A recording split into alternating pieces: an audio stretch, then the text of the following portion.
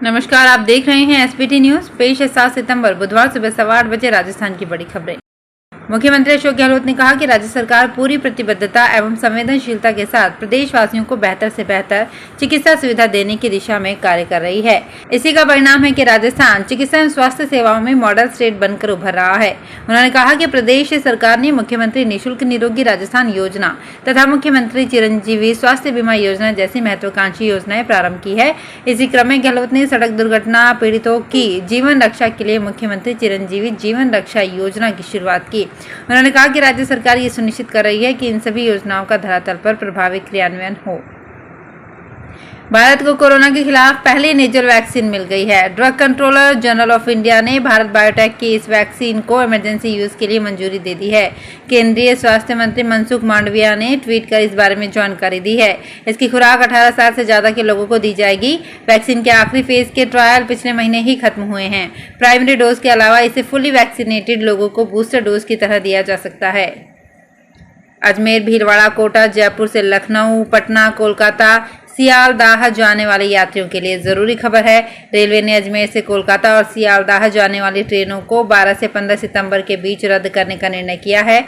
ट्रेनों के रद्द करने के पीछे कारण शक्तिगढ़, पालसेट, रसूलपुर के बीच नॉन इंटरलॉकिंग ब्लॉक किया जाना है। उत्तर पश्चिम रेलवे से जारी शेड्यूल के मुताबिक ट्रेन मदार कोलकाता 12 सितंबर को, जबकि गाड़ी संख्या 19607 कोलकाता मदार 15 सितंबर को नहीं चलेगी। इसके अलावा अजमेर सियालदाह ट्रेन 13, 14 और 15 सितंबर को, जबकि सियालदाह अजमेर ट्रेन 14, 15, 16 सितंबर को रद्द रहेगी। पश्चिम बंगाल के हावड़ा डिवीजन में शक्तिगढ़, पालसेट, रसूलपुर स्टेशनों के बीच तीसरी नई लाइन बिछाने का काम किया जा रहा है, जिसके कारण नॉन इंटरलॉकिंग ब्लॉक किया जा रहा है, जिसके कारण इस रूट पर ट्रेनों का संचालन प्रभावित होगा। जयपुर के नाहरगढ़ वन्यजीव अभयारण्य समेत प्रदेश के 12 वाइल्ड लाइफ एरिया के आसपास बसी आबादी को उनके मकानों के पट्टे फिलहाल नहीं मिलेंगे। नाहरगढ़ एरिया के इको सेंसिटिव जोन में बसी इस आबादी को पट्टे देने के लिए जयपुर नगर निगम ने स्वायत्त शासन विभाग से मार्गदर्शन मांगा था, लेकिन विभाग ने जो मार्गदर्शन दिया उसमें इन लोगों को पट्टे देने का कहीं जिक्र नहीं किया। विभाग ने वन विभाग को 24 अगस्त पत्र के साथ एक कवरिंग लेटर लगाकर इसमें नियमानुसार कार्यवाही करने के निर्देश दिए हैं। स्वायत्त शासन निदेशालय के निदेशक हृदय कुमार की ओर से जारी इस जवाब पत्र के बाद नगर निगम के अधिकारी असमंजस में हैं कि पट्टे जारी करें या नहीं। वहीं इस मामले में खुद डीएलपी डायरेक्टर भी बात नहीं कर रहे। रेलवे के उपक्रम Indian railway catering and tourism corporation ने जयपुर जंक्शन पर संचालित जन आहार रेस्टोरेंट को सीज कर दिया। लाइसेंस फीस बकाया होना इसकी वजह बताई गई है। दरअसल यात्रियों को सस्ता खाना उपलब्ध करने के उद्देश्य से आईआरसीटीसी ने जयपुर जंक्शन पर जन आहार नाम से रेस्टोरेंट खोला था। उसके संचालन का जिम्मा एक निजी फर्म को दिया गया। फर्म को रेस्टोरेंट चलाने के लिए 20 लाख रुपए प्रतिवर्ष आईआरसीटीसी को बतौर लाइसेंस फीस चुकाने थे, लेकिन उसने इस वर्ष की फीस जमा नहीं कराई। त्योहारी सीजन में जयपुर डेयरी ने उपभोक्ताओं पर दोहरा वार किया है। डेयरी ने सोमवार को दूध के दाम में वृद्धि की तो घोषणा के साथ ही घी के दामों में भी गुपचुप वृद्धि कर दी। जयपुर डेयरी ने दूध के दाम में 2 रुपये प्रति लीटर तो घी के दाम में 15 रुपये प्रति किलोग्राम तक वृद्धि की है। दूध की नई दरें मंगलवार शाम से लागू हो गई। वहीं घी की बड़ी कीमतें गुपचुप में सोमवार शाम से ही लागू कर दी गई। भ्रष्टाचार निरोधक ब्यूरो की जोधपुर स्पेशल यूनिट ने जालौर जिले में अतिरिक्त जिला परियोजना समन्वयक चंद्रकांत रामावत एवं कस्तूरबा गांधी बालिका आवासीय विद्यालय उम्मेदाबाद पंचायत समिति सायला की कार्यवाहक प्रधानाध्यापिका खुशबू गहलोत को 3000 रुपए की रिश्वत लेने के आरोप में गिरफ्तार किया है। उनके विरुद्ध एक महिला ने लंबित शिकायत को अतिरिक्त जिला परियोजना समन्वयक जालौर से बंद करवाने के एवज में रिश्वत मांगने की शिकायत की थी। राजस्थान में टीचर्स ट्रांसफर्स के बाद सरकारी ग्रामीण स्कूल्स में टीचर्स की कमी आ गई है। ऐसे में अधिकांश स्कूल्स में पीरियड खाली जा रहे हैं और स्टूडेंट को परेशान होकर आंदोलन करना पड़ रहा है। मंगलवार स्कूल खुलते ही बीकानेर के श्री कोलायत और खाजूवाला के स्कूल्स में तालाबंदी कर दी गई। इससे पहले श्री डूंगरगढ़ के गांव में भी ऐसे ही हालात बन चुके हैं। श्री कोलायत के हाडला भाटियान में स्कूल में तालाबंदी की गई है। गाँव के राजकीय उच्च माध्यमिक विद्यालय में शिक्षकों के पद ट्रांसफर्स के बाद अब खाली हो गए हैं। जोधपुर में आरसीए अध्यक्ष वैभव गहलोत ने मंगलवार को बरकतुल्ला खान स्टेडियम का निरीक्षण किया। उन्होंने यहां करवाए गए विकास कार्य को एक बार फिर से देखा और आईपीएल व एक दिवसीय क्रिकेट मैच करवाने की संभावनाएं तलाशी। इस दौरान उन्होंने कहा कि राजस्थान के 1 दर्जन से अधिक खिलाड़ी आईपीएल में खेल रहे हैं। हमें उम्मीद है कि आने वाले सालों में कुछ और खिलाड़ी भारतीय टीम से खेलते हुए नजर आएंगे।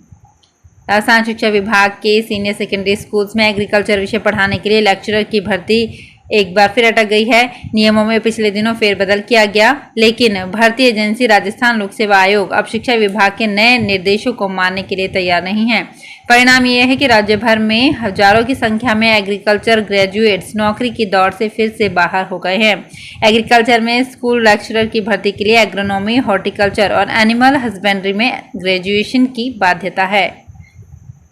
भाद्रपद मास शुक्ल पक्ष की एकादशी मंगलवार को देव झुलनी एकादशी के रूप में परंपरागत व हर्षोल्लास से मनाई गई। इस मौके पर वैष्णव मंदिरों में धार्मिक अनुष्ठान किए गए। साथ ही ठाकुर जी के सभी प्रमुख मंदिरों से सजी धजी रेवाड़ियों में चल विग्रह को पालकी में विराजित कर शोभा यात्रा के रूप में पवित्र जलाशय में लाकर जलाभिषेक किया गया। पूर्व मुख्यमंत्री वसुंधरा राजे 9 अक्टूबर को बीकानेर आ रही हैं। यहां देशनोक करनी माता मंदिर में दर्शन के साथ ही देहात और शहर में बड़ी जनसभाओं को भी संबोधित करने की योजना बन रही है। फिलहाल इतना तय है कि वो बीकानेर पश्चिम के पूर्व विधायक गोपाल जोशी के निधन पर शोक जताने उनके निवास पर जाएंगी। वहीं बीकानेर की पूर्व विधायक सिद्धि कुमारी से मिलने भी उनके आवास पर जाएंगी। खास बात यह है कि वसुंधरा राजे की बीकानेर यात्रा की कमान शहर या देहात भाजपा के बजाय पूर्व मंत्री देवी सिंह भाटी के पास है, जो पहले ही भाजपा छोड़ चुके हैं। केंद्रीय जल शक्ति मंत्री गजेंद्र सिंह शेखावत ने रुनीचा धाम रामदेवरा के दरबार में शीश नवाकर सभी भारतवासियों के लिए खुशहाली की कामना की। उन्होंने कहा कि हम सब देश की खुशहाली, समृद्धि, उन्नति और अच्छे मानसून के लिए बाबा के दरबार में आकर हाजिरी लगाते हैं। इस बार बाबा के आशीर्वाद से देश भर में लगभग सभी जगह अच्छी बरसात हुई। रामदेवरा से जोधपुर पहुंचकर केंद्रीय मंत्री शेखावत ने अपने निवास स्थान पर जन सुनवाई की। इसके बाद शेखावत दिल्ली रवाना हो गए। चूरू में ग्राम सेवा सहकारी समिति के चुनाव को लेकर तैयारियां पूरी कर ली गई है। इसी बीच शैक्षणिक योग्यता को लेकर चल रही ऊहापोह की स्थिति भी विभाग की ओर से स्पष्ट कर दी गई है।